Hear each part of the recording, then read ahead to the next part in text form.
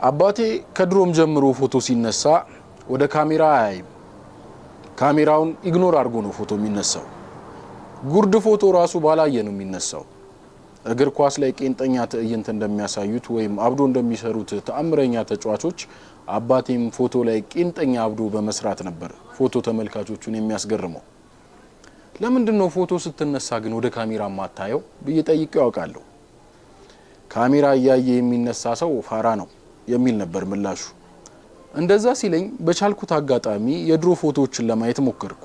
በሚገርም ሁኔታ የድሮ ፎቶ ሲነሱ ወደ ካሜራ አያዩ። ያጎቶቼን፣ የጎረቤቶቼን፣ የታዋቂ ሰዎችን የድሮ ፎቶ ሳይ በአብዛኛው ካሜራ ሳያዩ ነው የሚነሱት። ራሴን በእነሱ ቦታ ሳልኩት። በእነሱ ዘመን ኖሬ ፎቶ ብነሳ ብዬ አሰብኩት።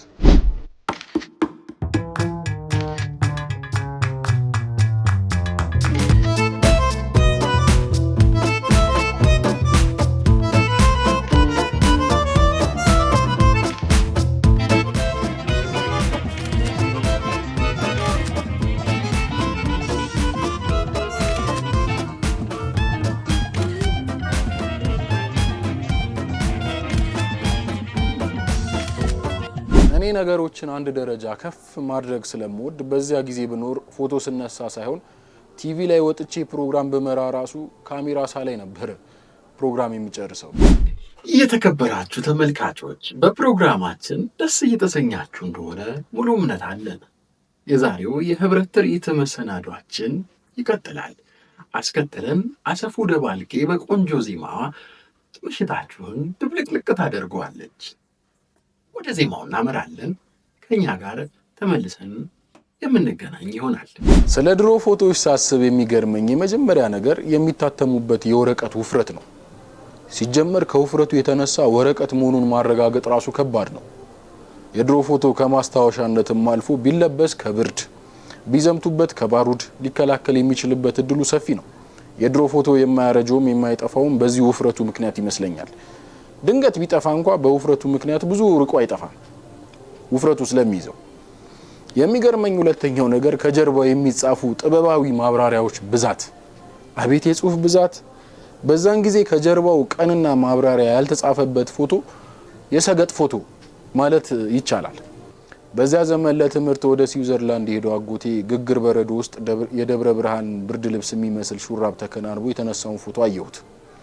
ከፎቶ ጀርባ ላይ ለመላው ቤተሰብ ስለ በረዶ፣ ስለ ስዊዘርላንድ እና እየሆነ ስላለው ነገር ሁሉ እውቀት የሚያስጨብጥ ማስታወሻ ጽፎበታል። ደብዳቤው እንዲህ ይላል። ውድ እናቴ፣ ለጤናሽ እንደምን አለሽ? ይህ ከጀርባዬ የምትመለከችው ነጭ ነገር ምንጣፍ እንዳይመስልሽ፣ የማይቀልጥ የማይፈርጥ ግግር በረዶ ነው።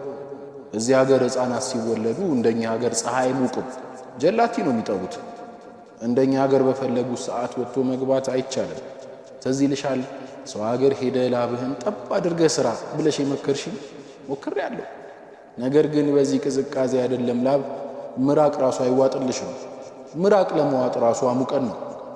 በተረፈ ስዊዘርላንድ ደስ ታሰኛለች። ቀጣዩን ፎቶ ተነስቼ እስክልክ ሰላም ቆዩልኝ። ልጅሽ ያዕቆብ ጥር 29 1978 ከቀኑ 9 ሰዓት ከሞዚላ ላይብረሪ ፊት ለፊት 2 ዩሮ ከፍዬ የተነሳሁት ፎቶ። ይህ ደብዳቤ በአሁን ዘመን ብናመጣው የፌስቡክ ፖስት ማለት ነው። ፎቶና የማይገናኝ ጽሁፉ ዋናው ፖስት ሲሆን ተሰብስቦ አይቶ ወፈረ፣ ተስማማው፣ ከሳ እያለ አስተያየት የሚሰጡ ዘመድ አዝማዶች ደግሞ ኮሜንታተሮች ናቸው። የላኮን ፎቶ አሳጥበው የሚወስዱ ሰዎች ደግሞ ያው ሼር እንዳደረጉ ይቆጠራል። በዛን ጊዜ ፎቶ ቀላል ቦታ የሚሰጠው ነገር አልነበረም።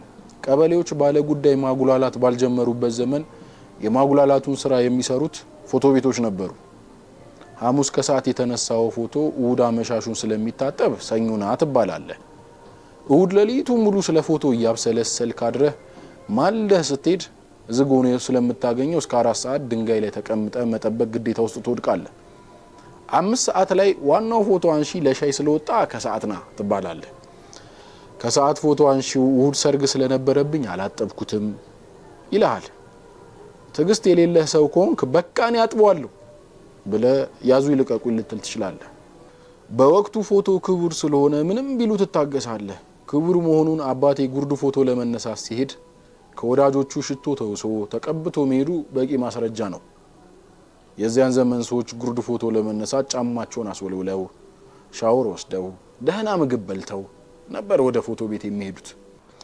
ፎቶ የነበረውን ክብር ለማወቅ የድሮ ሰዎችን ፎቶ አነሳስ መመልከት ራሱ በቂ ነው።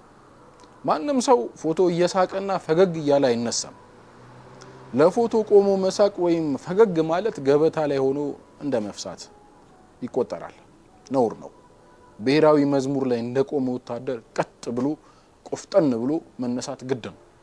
በወቅቱ የነበሩ ካሜራዎች እንደ ጠንቋይ ቤት መጋረጃ አላቸው። የሚነሱ ሰዎች ዝግጁ መሆናቸውን ሲያረጋግጥ ፎቶ አንሺው መጋረጃ ውስጥ ይገባና ካሜራው ፎቶ እንዲያነሳ ትዕዛዝ ይሰጠዋል።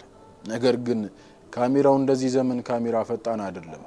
ብልጭ ብሎ ፎቶ ለማንሳት ቢያንስ 2 ደቂቃ ይፈጅበታል። ታዲያ ለ2 ደቂቃ ሙሉ መታገስ ግድ ይላል። በእነዚህ 2 ደቂቃዎች ውስጥ እባብ ቢነድፍህ፣ መፈንቅለ መንግስት ቢጀመር አሊያም የነዳጅ ዋጋ ቢጨምር ከቆምክበት ቦታ ዝንፍ አትልም። አስበው፣ ክፉኛ ሽንት ወጥሮ ለ2 ደቂቃ ሙሉ ስትሰቃይ